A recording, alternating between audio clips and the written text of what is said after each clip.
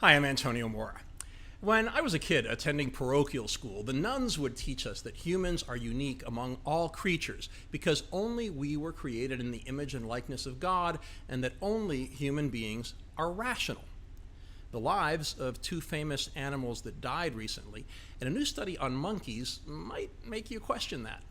The study, published in the journal Scientific Reports, showed how monkeys displayed more cognitive flexibility than humans in solving a computer game.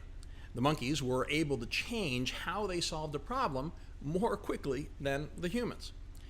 Many other animals have shown the basic ability to reason. Crows, among others, can solve problems, build tools, and solve multi-step problems that require planning. Calling someone a bird brain might not be an insult. Some will then argue that humans are different because we can engage in complex reasoning and complex language. But Gunnison prairie dogs sure seem to engage in complex language with their alarm calls that can describe a predator in detail. Oh, they'll then say humans are unique in our creativity and cultural abilities. Well, what about gorillas and chimpanzees who have painted images and made clear what they were doing through sign language?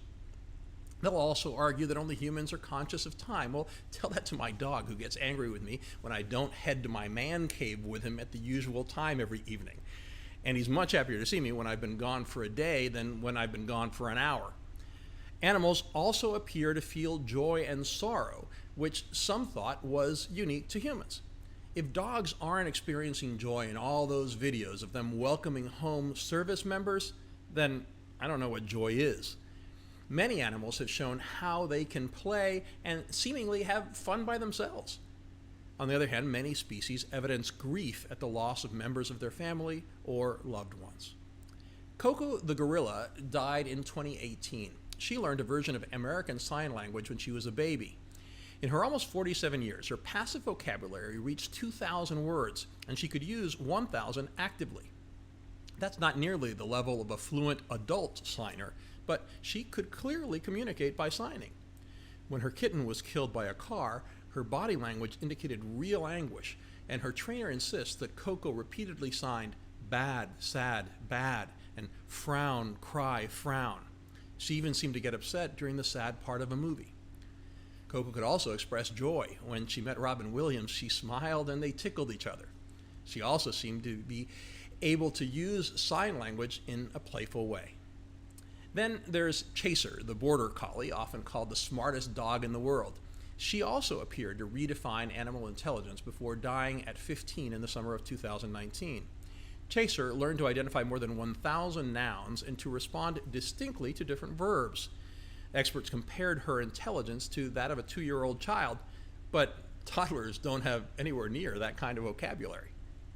Chaser is also believed to have learned the way children do, through inferential reasoning, making generalizations based on data and reaching conclusions based on those inferences.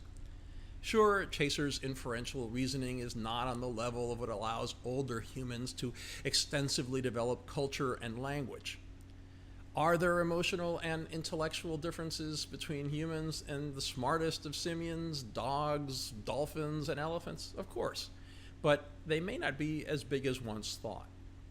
In that light, animal rights are an especially important issue, and we should welcome the House of Representatives' unanimous passage this week of the Preventing Animal Cruelty and Torture Act.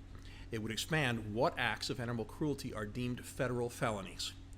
While all states have provisions against animal cruelty, a federal ban will make it easier to prosecute cases that span different states or that occur in places under federal jurisdiction.